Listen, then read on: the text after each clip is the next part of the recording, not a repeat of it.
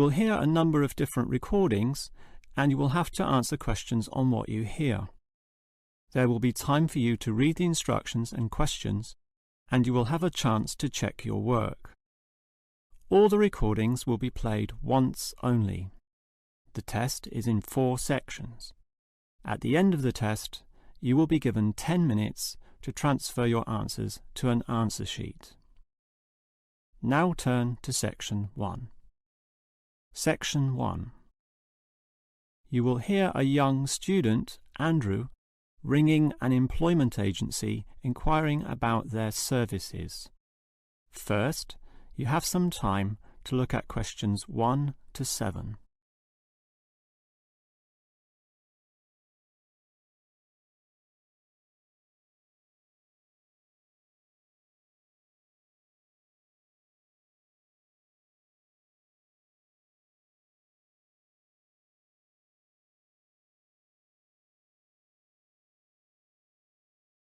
Now we shall begin. You should answer the questions as you listen, because you will not hear the recording a second time. Now listen carefully and answer questions 1 to 7. Hello, is this the AAA employment agency? Yes. Hi, I rang before. My name's Andrew Peterson. I rang you earlier and gave you my personal details. If you remember, I'm that student looking for work during the summer holidays. Oh, sure. Actually, I have your file right here. But we still need to add some further information. Yeah, that's what they told me, and that's why I'm ringing. What do you need to know? Well, we have to know your main level of education. It's a degree, I suppose. Yes, but I'm still doing it in engineering. It's quite interesting. Some of my friends are studying computing, though, so I'm interested in that also. Well, I'll just write in your main degree subject, engineering. We usually have a demand in computing, though. Have you worked with computers before? No, I just do some programming for fun at the university, but I almost got a job as a computer designer once. Actually, the only job I've ever had was as a car salesman, believe it or not. Well, at least you've had experience dealing with customers. What about hobbies, though? Sometimes they can help develop useful skills. In my free time I don't do much, mostly study. I play chess occasionally at the university chess club. That's right next to the tennis courts, but I'm not interested in that. Chess helps develop analytical skills, so I'll put that down. Of course, it's your main skills that employers want to know about. What would you say they are?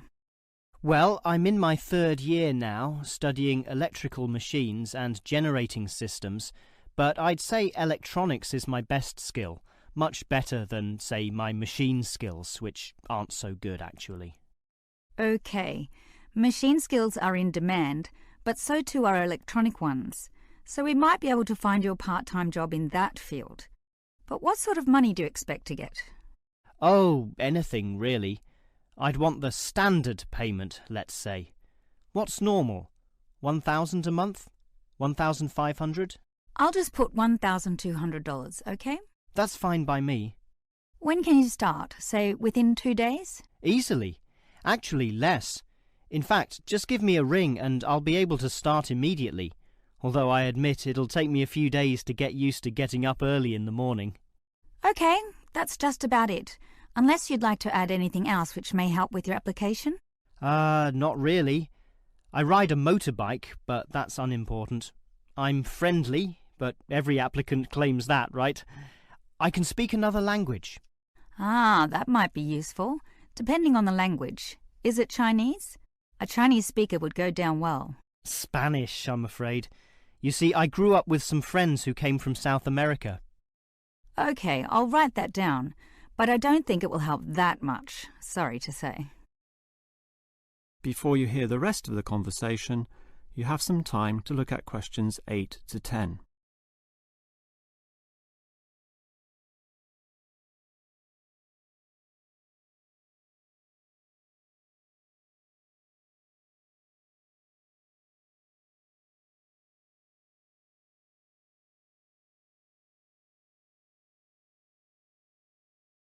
Now listen and answer questions 8 to 10.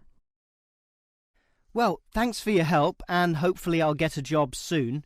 But can I just ask one more question? Sure. What basically are employers looking for when they interview someone?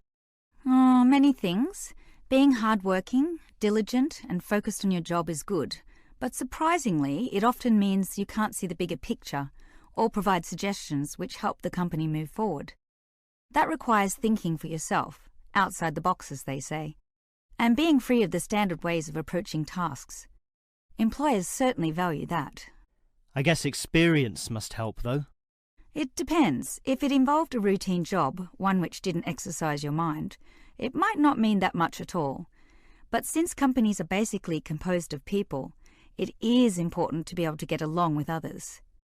There's no point in hiring someone whom the other employees don't like, right? That just causes problems. In fact, I would say that being friendly and approachable ranks far more highly than your academic qualifications.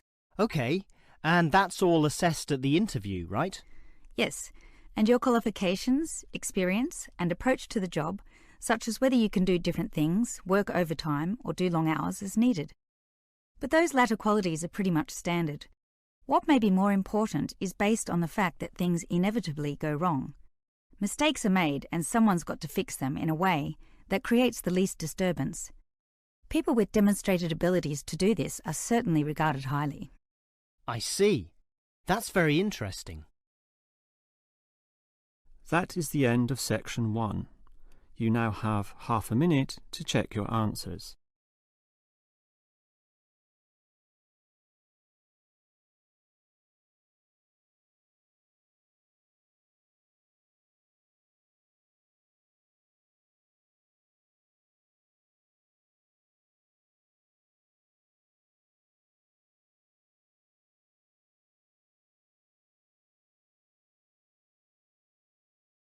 You will hear an extract from a talk about employment interviews.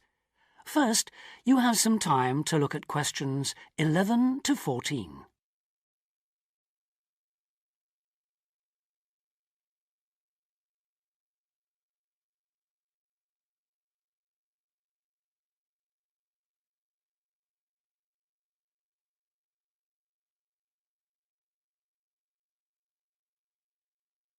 Now listen carefully and answer questions 11 to 14. Today I have with me Sandy Richardson of the local Workforce Center, and she'll be talking about that critical step towards the goal of employment, the interview. Sandy, what is an interview for, and what's the best way to approach it? A job interview is simply a meeting between you and a potential employer to discuss your qualifications and see if there is a fit. The employer wants to verify what they know about you and talk about your qualifications.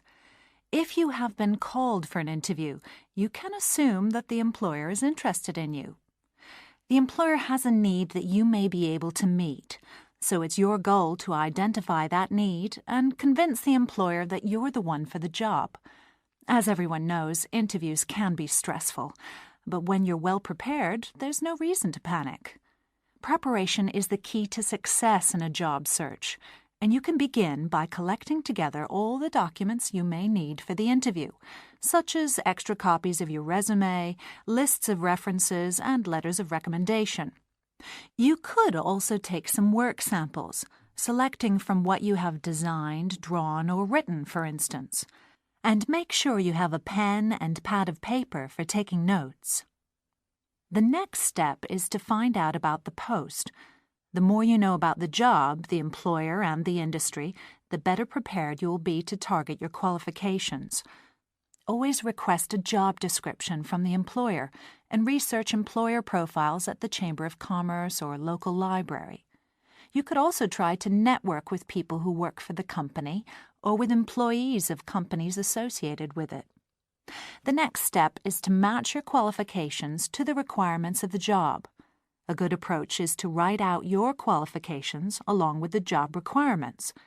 Think about some standard interview questions and how you might respond. Most questions are designed to find out more about you, your qualifications, or to test your reactions in a given situation. If you don't have any experience or skills in a required area, think about how you might compensate for those deficiencies. Before you hear the rest of the talk, you have some time to look at questions 15 to 20.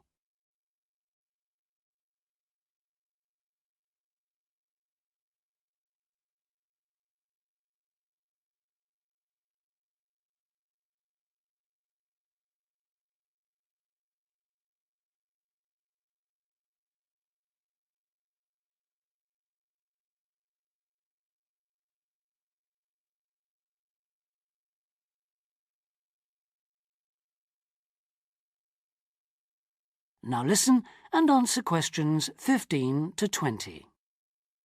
During an interview, it's important that you be yourself. Get a good night's sleep and plan your travel to be there in plenty of time so that you're not arriving out of breath with 30 seconds to spare. Don't, though, present yourself for the interview too early, 10 minutes at most. In the interview, listen carefully to each question asked. Take your time in responding and make sure your answers are positive. It's important to express a good attitude and show that you're willing to work, eager to learn, and are flexible. If you are unsure of a question, don't be afraid to ask for clarification.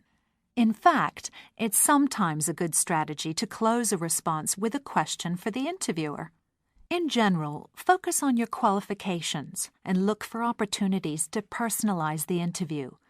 Briefly answer questions with examples of how you responded in comparable situations, from either your life or previous job experiences. Something you should avoid are yes or no responses to questions, but don't dwell too long on non-job related topics.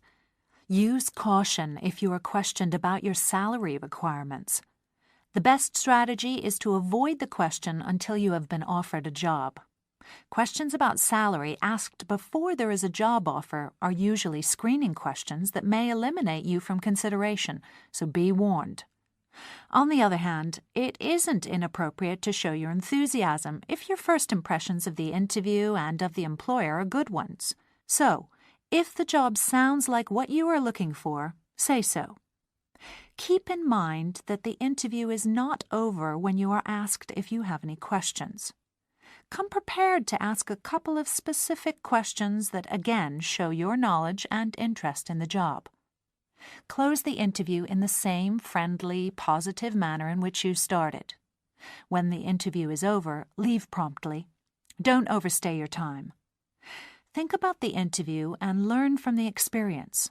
Evaluate the success and failures. The more you learn from the interview, the easier the next one will become. You'll become much more confident. To close, here are a few more tips. First, maintain good eye contact throughout the interview and be aware of nonverbal body language.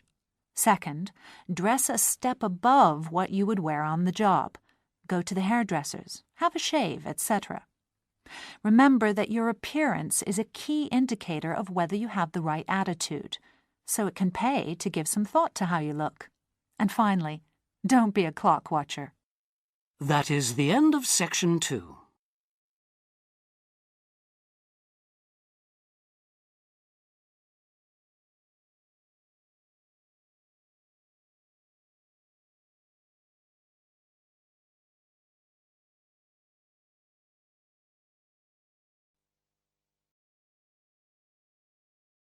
Now turn to section 3.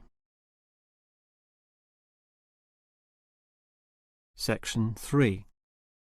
You will hear two faculty directors talking about which person in their university to promote. First, you have some time to look at questions 21 to 25.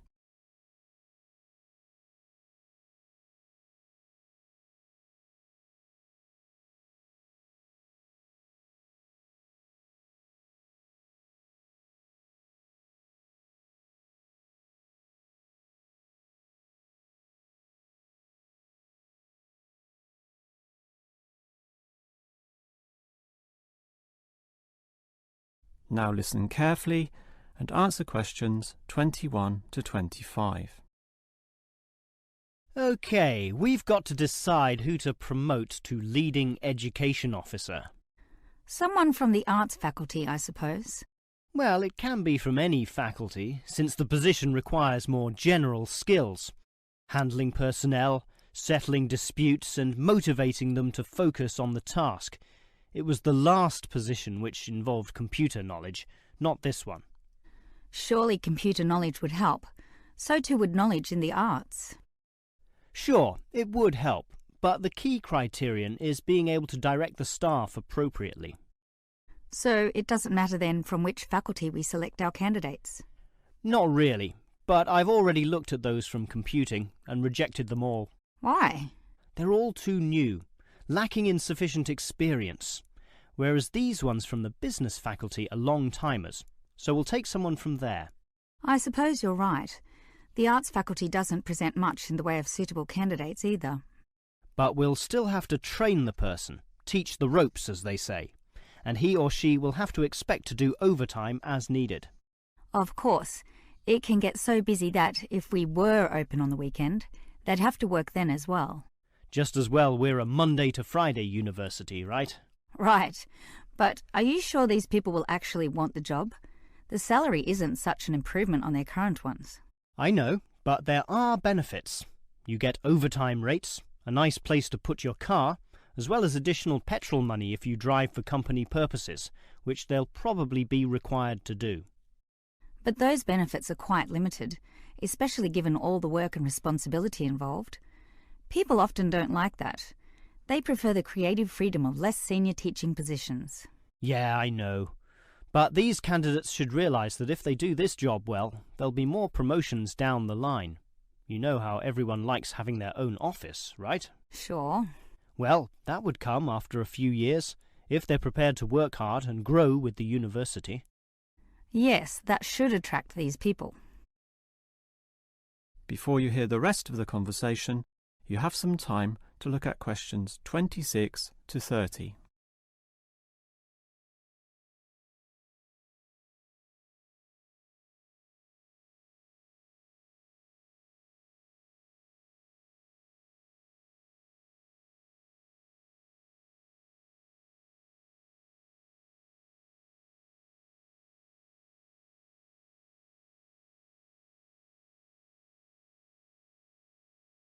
Now listen and answer questions 26 to 30. Well, that's enough talk about the job. What about the actual candidates? How many do we have? I've narrowed it down to 4. Just using their first names, that's Stephen, Abdul, Lek and Oscar. As you said, there's quite a bit of experience between them, about 34 years in all. What's the exact breakdown of figures? Abdul and Stephen both have 7 years. Lek has 1 more, and Oscar is the most experienced at 12. But who's the most qualified? Stephen and Abdul have an MBA. Oh, sorry, Abdul's got something called a MBP, some foreign thing which translates as Master of Business Practice. I'm not sure what that is, but does he do the job well? Very well, apparently. Better than Lek and Oscar, who hold a degree and some certificates respectively. But we have to think about any drawbacks. You know, possible issues with any of them. I asked the respective deans for feedback, and I found out that Stephen, the younger one, drinks a bit. So he has a problem with alcohol? No, he never drinks to excess, but at the bar he's often expressed his intention of moving on, of teaching abroad. Ah, he's not stable. Not stable at all, apparently. We'll never know for how long he'll hold the job. We need stable personnel, and people without family problems or sick relatives like the last guy we promoted. What about Abdul, then? Will he do? He might do, except his English language ability is limited. It's functional, but a bit broken, and meaning is sometimes lost. That's not the problem with the next candidate, Lek, who has good language ability, but this job involves handling people, and his dean says Lek's attitude is bad. In what way? His manners are okay, and he's interested in his job, but he believes there should always be adequate leisure in life. He definitely won't work overtime and complains a lot already about his job. But this last candidate, Oscar, is probably not the right one either. Why not?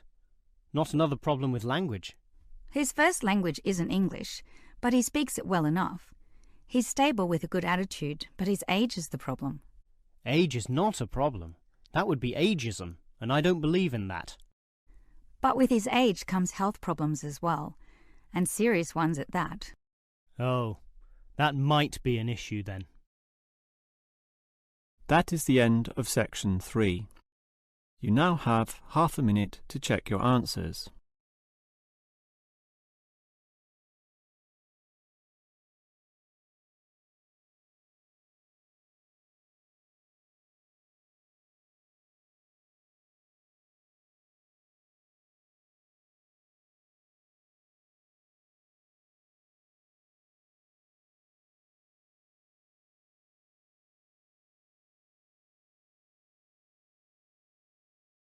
Section 4. You will hear part of a lecture about the school calendar. Listen carefully and answer questions 31 to 40. So, having seen that the six-term system has passed the test of cost-effectiveness, we can move on to the educational aspects of this arrangement. Firstly, all the terms would be approximately the same length. Instead of terms up to 13 weeks, which we have now, there could be a repeating pattern of 7 weeks of term time plus 2 weeks of vacation. This would be repeated 6 times per year. How does this affect the effectiveness of the educational provision? The most noticeable result would be that the very long summer holiday would be reduced in length. This byproduct of the six-term system could be beneficial. There's plenty of evidence of huge learning loss by pupils during the summer holidays. By learning loss, we mean the amount that pupils forget or lose during a holiday break. Ashley carried out a number of analyses which showed this conclusively. He investigated 39 studies examining the effects of summer holidays on standardized test scores. His analyses indicated that summer learning loss equaled 2 weeks to 7 weeks of instruction. On average, children's test scores were 3 weeks lower than when they left school in the previous term. He also found differences in the learning loss effect according to subject. The subjects he analysed were reading, writing and maths, and he found that the effect was greatest in maths and reading. Furthermore, although all social groups experienced roughly similar learning loss in the field of maths, the studies found that disadvantaged children showed even greater losses in reading skills. So, the problem of learning loss in traditional schools is clear. However, the results of studies into the six-term system and learning loss are ambiguous. Marchmont found that pupils in six-term schools maintained their test scores after the shorter holiday period. This is certainly an improvement on the traditional system where, as we have seen, pupils perform worse after the summer break. Benson, however, found no differences between those in traditional schools and on the six-term schedule. It would seem reasonable that if long holidays result in learning loss, then shorter holidays should result in less learning loss. So we await the outcome of further studies. Historically, of course, everyone knows the reason for our system of 3 terms per year.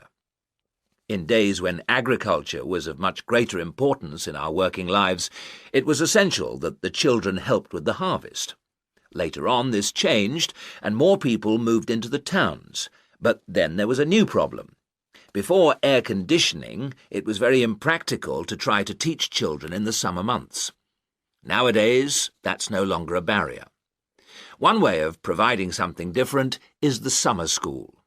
Here, there is a completely different kind of educational provision. Cooper and others investigated 93 summer schools and the results they achieved. They all had a positive effect on learning.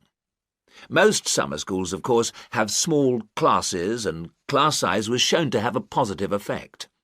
Additionally, summer school children usually benefit from a great deal of parental support, not least because payment of fees is involved, and this, as so often, was shown to produce very good outcomes.